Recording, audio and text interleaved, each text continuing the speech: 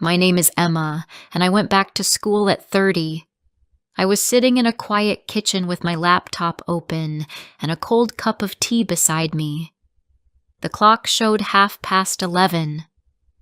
Outside, the city lights looked far away, and I could hear John sleeping in the next room. I felt tired from work, but my mind refused to rest. For many months, I had been thinking about studying again. I wanted to change my life, but I was afraid to begin. That night, I finally opened the university website and started to type my application. For the last 7 years, I had worked full-time at a travel agency. It was a safe job, and my boss liked me because I was responsible and never complained. Still, every day felt the same. I helped customers plan their holidays, I made calls, I sent emails, and I watched the clock move slowly toward 5 o'clock. When I came home, I cooked dinner, cleaned, and tried to relax, but I often felt empty. I had a degree in philosophy from years ago, but it never helped me find a real career. I had dreams once, but they disappeared behind rent payments and long working hours. John, my boyfriend, often told me that I worried too much. He said life was simple if you worked hard and stayed grateful. He was kind, and I loved him, but we were very different. He liked comfort, routine, and peace. I wanted something more. When I told him that I was thinking about returning to university, he looked at me for a moment and said, "You already have a job. Why make your life harder?" I tried to explain that I needed to feel useful and proud of myself, not only busy. He smiled and said, "You already are useful." But I could tell he didn't understand what I meant. When the email came from the university saying that I had been accepted into a master's program in economics, I almost could not believe it. I read the message twice, then 3 times, before I told John. He smiled and congratulated me, but his voice was careful. "That's great, Emma," he said. "But you'll have to study after work. Are you sure you can do both?" I said yes, I could. I told him that I wanted to learn new skills and maybe build a different future for us. He nodded, but I saw worry in his eyes. The first few weeks were very hard. I had forgotten how to study. The books were full of graphs, numbers, and new words that I didn't understand at first. My mind felt slow, like an old machine that needed time to start working again. I went to evening classes after work and came home late. Some nights, I ate dinner alone because John was already asleep. I tried not to feel guilty, but I missed our quiet evenings together. At the university, I met other students who were also studying part-time. Many were older like me. One woman named Maya was a nurse, and another student, Luis, worked in finance. We often met in the library cafe after class to review what we learned. We shared notes, helped each other understand the lectures, and sometimes complained about the long reading lists. Studying with them gave me energy. For the first time in years, I felt my mind wake up.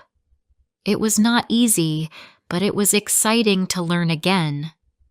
Some professors spoke for a long time, and it was difficult to stay focused. I learned to read the textbooks before class so I could follow the lessons better. The teaching assistants were kind and patient. They explained difficult ideas in simple words, and I appreciated that. I began to build a routine.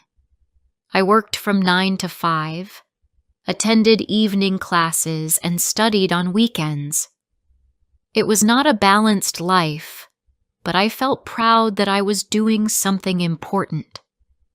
At home, things were not as easy. John often said he missed me. When I came home tired, he wanted to talk or watch a movie, but my mind was still full of numbers and theories. One night, he asked if I thought this new life was worth it. I said yes without hesitation. He looked disappointed. "You don't even have time for dinner anymore," he said. I wanted to explain how much it meant to me, but the words did not come easily. I simply said, "It's only for a while. When I finish this degree, things will get better." Sometimes when I studied late at night, I could hear him moving in the bedroom. I knew he was awake. I wanted to go to him and say that I still cared, but then I looked at the open books on my desk and stayed where I was. I hoped he would understand one day. When the first exams came, the pressure grew heavier. There were no short questions, only essays. We had to explain everything in detail, from theories of trade to complex market models. I studied every night, writing notes and summaries, and my desk was always full of open books. During those weeks, the study group became my second family. We encouraged each other and shared food when we stayed late in the library. It felt good to be surrounded by people who wanted to move forward too. The day of the exam, I woke up before sunrise. I felt nervous but calm at the same time. When I sat in the classroom and looked at the paper, I realized how much I had learned. It was not only about economics, it was also about discipline and courage. I wrote carefully, trying to remember everything.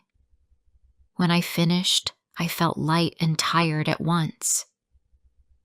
That evening, I went home and found John sitting on the sofa. He smiled when he saw me and asked, "How did it go?" I said it went well, and I meant it. He said, "Good. Maybe now we can have dinner together again." His words were soft, but I heard the sadness behind them. That night, I lay awake beside him and thought about how much my life had changed in only a few months. I was not sure what the future would bring, but I knew one thing clearly. I was not the same woman who once felt lost and afraid to start. Now I had direction, and even if it was difficult, I wanted to keep going. Before I tell you the rest of my story, please subscribe, share, and let me know in the comments where you are listening from. Your support means a lot. Now, let's continue. The results for the first semester came a few weeks later. I opened the university website on my phone while sitting on the train to work. My hands were cold, and I was afraid to look. When I finally saw the grades, my eyes filled with tears. I had passed every course, and 2 of them with distinction. I felt proud, not only because of the grades, but because I had not given up. I had managed my job, my classes, and my life, even when it felt impossible. That evening, I bought a small cake on my way home. John was already there, sitting at the kitchen table with his laptop open. I told him the news with a big smile, and for a moment he looked happy. He said, "That's great, Emma. You see, all your late nights were worth it. But then he added quietly, "Now maybe you can rest a bit." I laughed softly. "I have another semester starting next week." He didn't say anything after that. He closed his laptop and said he was going for a walk. When the door closed behind him, I looked at the cake on the table and didn't feel like eating it anymore. The second semester was even more demanding. The subjects became more technical and the readings grew longer. I started drinking more coffee and sleeping less. Some mornings, my reflection in the mirror looked older, but I told myself it was temporary. My classmates seemed to handle things better than I did, but they also didn't have full-time jobs or a partner waiting at home. Maya and I became close friends. She understood my struggle because she also worked shifts as a nurse. Sometimes after class, we would walk together to the bus stop. She often said, "We are both building new lives, one book at a time." Her words gave me strength. At home, John spoke less than before. We still shared a bed, but there was a quiet distance between us that grew larger every week. I missed the way he used to make me laugh, the way we used to talk about small things. Now our conversations were short and practical. Who would buy groceries? Who would do the laundry? Who would pay the bills this month? One Friday night, he asked if I could skip my study group to have dinner with him. I said I couldn't because we had an important review session before the midterm exams. He sighed and said, "You always have something more important." I tried to explain that it wasn't like that, but he didn't want to listen. I watched him turn off the lights and go to bed early while I sat at the table surrounded by my notes. The silence felt heavier than the books around me. Sometimes I wondered if I was being selfish. I told myself that I was doing this to build a better future, but I could not deny that it was also for me. I needed to prove that I could change my life, that it wasn't too late. When the midterm exams ended, I felt both exhausted and relieved. I decided to take a short break. That weekend, John suggested we visit his parents outside the city. I agreed, thinking it might help us reconnect. During the drive, he talked about work and his friends, and I listened. But when he asked about my classes, I realized he didn't remember what subjects I was studying. He said, "It's all numbers, right?" And I only nodded. I wanted to tell him about my project, about the paper I was writing on global trade and market behavior, but I stayed quiet. It was easier that way. That night, while we were staying at his parents' house, I lay awake in the guest room, thinking about how different we had become. He still cared. I was sure of that, but he didn't understand who I was anymore. The person I was becoming was not the same woman he had met 5 years ago. In April, the university announced a research competition. Students could present a paper to win a small grant and a chance to publish their work. Maya encouraged me to join, but I hesitated. It sounded too ambitious, and I doubted that I was ready. Still, something inside me wanted to try. After a few days, I filled out the form and sent it. For 2 months, I worked on my paper every night after work. My topic was the effect of digital technology on small business markets. It required interviews, data analysis, and long nights of writing. Sometimes I felt like giving up, but I didn't. When I finally submitted the paper, I felt calm and sure. Whatever the result, I had given my best. During this time, John and I barely talked. He started coming home later, saying he had meetings or went out with friends. I didn't ask questions because I was too tired to argue. One night, I came home and saw 2 plates in the sink. He said a colleague had come over for dinner. I nodded and said nothing. But inside, something quiet began to fade. A few weeks later, the results of the competition were announced. I didn't win first place, but I was in the top 3. The university would publish my paper online. I was proud and wanted to share the news. That evening, I told John, hoping he would be excited. He looked up from his phone and said, "That's nice." Then he asked if I could pick up groceries the next day. His reaction hurt me more than I expected. I smiled and said, "Sure." But later, when I was alone, I cried quietly. I didn't cry because of the paper or the groceries. I cried because I realized that I was doing this journey alone. The semester ended and summer arrived. I spent more time outside, reading in parks and working on small projects.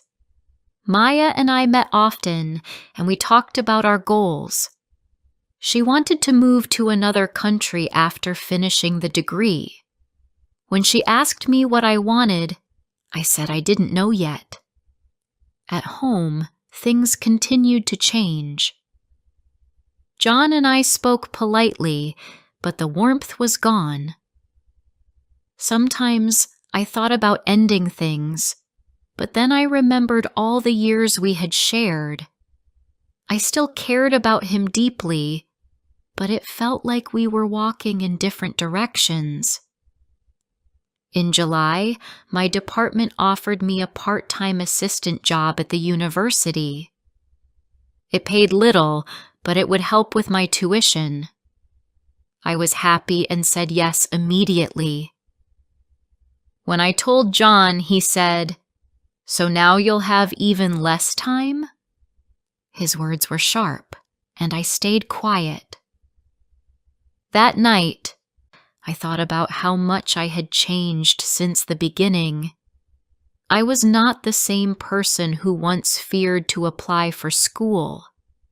I was stronger now, more confident in my abilities, and less afraid of the future. Still, I sometimes missed the simple life we used to have. I missed cooking dinner together, watching old movies, and talking about small things. But I also knew I could not go back. The person I was becoming needed space to grow, and that space no longer fit inside our old life. One evening, I finished marking some student papers for my assistant job. I looked around the quiet library and realized how much I loved being there. The smell of books, the soft sound of pages turning, and the peaceful silence made me feel calm. I understood then that this was where I wanted to stay, in a world of learning and discovery. When I left the building, the sky was full of orange light from the setting sun. I walked home slowly, thinking about how much my life had changed since that night I filled out my first application. I was tired, but proud. I had lost some things along the way, but I had also found something precious, a sense of direction. I didn't know what would happen next, but I knew I was ready to face it.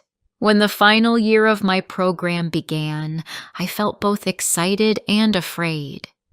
I had finished 2 semesters successfully, but the last one was going to be the hardest. There would be a long research project, an oral presentation, and final exams.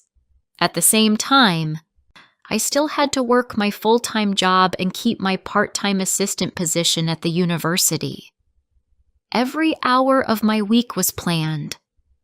There was no space for anything extra. John and I now lived like two people who shared the same apartment but not the same life. We still ate together sometimes, but most evenings I was busy, and he stayed in the living room watching television. One night, he said he wanted to talk. He looked serious, and I already knew what the conversation would be about. He said, "I don't know how to talk to you anymore. You're never really here. Even when you are, your mind is somewhere else." I said I was trying my best to balance everything. I told him that this was temporary, that I needed just a little more time. He shook his head. "You keep saying that, Emma, but you've changed. You don't need me like before." His words stayed with me long after he went to bed. He was right in some ways. I had changed. I didn't depend on him anymore to tell me who I was or what I could do. I was learning to stand on my own, but I still cared about him. I still wanted him to be proud of me. Weeks passed, and our conversations became shorter. Sometimes I felt we were only pretending that everything was fine. One evening, I came home late from class and found John sitting in the dark. He said he was moving out for a while to stay with a friend. He said he needed space to think. I didn't try to stop him. I only said, "I understand." When he closed the door behind him, the silence in the apartment felt heavy but not painful. I was sad, but I also felt calm. I knew I had done what I could. After he left, I focused even more on my studies. My research project was about women returning to education later in life. I wanted to understand how they managed their responsibilities and what motivated them to keep going. Interviewing them changed how I saw my own life. Many of them were mothers or people who had lost their jobs and wanted to start again. Their stories were full of courage. Listening to them gave me strength to continue my own journey. One woman I interviewed said, "Education gives you back the power to choose." Her words stayed in my mind. I thought about them often when I felt tired or lonely. The months moved quickly. Winter came again, and the final exams approached. By then, I had learned how to organize my time better. I no longer panicked before every test. I knew how to prepare and how to stay calm. The night before my last exam, I sat by the window with my notes, and I felt a quiet sense of peace. It was the same window where, 2 years earlier, I had filled out my first application. Everything between those moments felt like a long road filled with mistakes, lessons, and small victories. When I finished my final exam, I walked out of the classroom and stood outside for a while. The air was cold, but I didn't mind. I looked up at the university building and smiled. I had done it.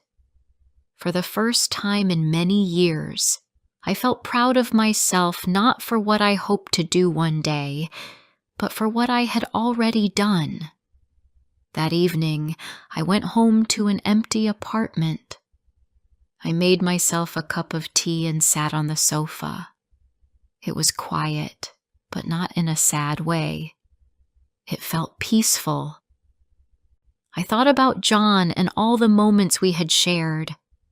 I missed him, but I also knew that my life had grown in a direction that might not fit both of us anymore. I didn't know if we would find our way back to each other, but I no longer felt afraid of the future. A week later, I received an email from the university inviting me to the graduation ceremony. I took the day off work and went alone. When I walked into the large hall wearing the graduation gown, I felt a mix of emotions: joy, relief, and disbelief. The sound of applause filled the room as names were called one by one. When my name was announced, I stepped forward to receive my diploma. The moment felt unreal. I remembered the nights I cried over difficult assignments, the times I felt too tired to continue, and the days I thought I couldn't handle everything. But I had made it. After the ceremony, Maya found me in the crowd. She hugged me tightly and said, "You did it, Emma." I smiled and said, "We both did." We took photos together, laughing like children. She told me she had accepted a job in another country and would be leaving soon. I felt happy for her, but also sad to say goodbye. People like her had made the hard days bearable. That night, I walked home through the city. The air smelled of rain, and lights reflected on the wet streets. When I reached my apartment, I saw a small envelope on the floor under the door. It was from John. He had written a short note. He said he was proud of me and that he hoped I had found what I was looking for. He also wrote, "You were right. It's never too late to start again." I read the note several times. My eyes filled with tears, but they were not from sadness. I felt grateful. Grateful for the love we had shared, and grateful that we both had learned to let each other grow.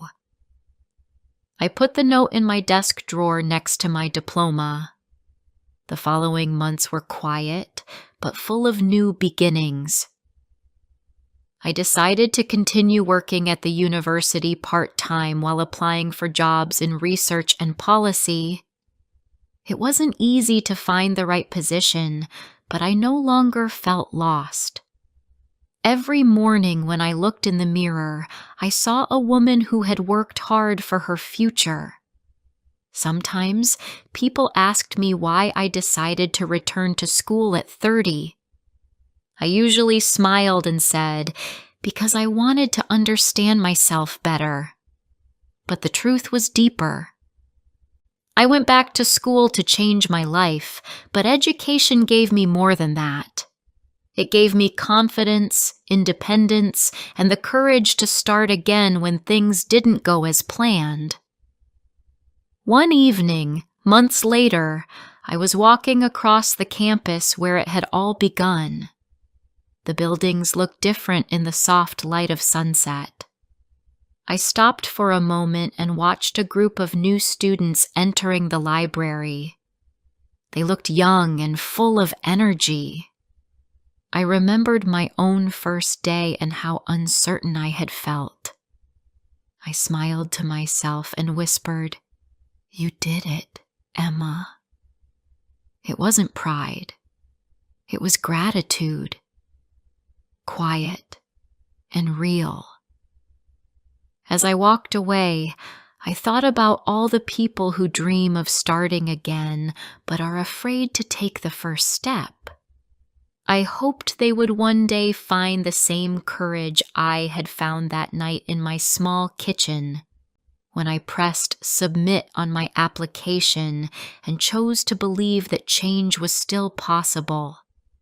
For me, that single choice had opened a door to a new life. A life where I was not only working or waiting, but truly living and learning every day. And that I realized, was what education had always been about. Thank you for listening to my story.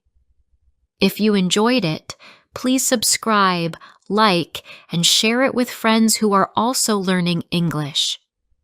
Your support helps me bring more stories for you. See you in the next one.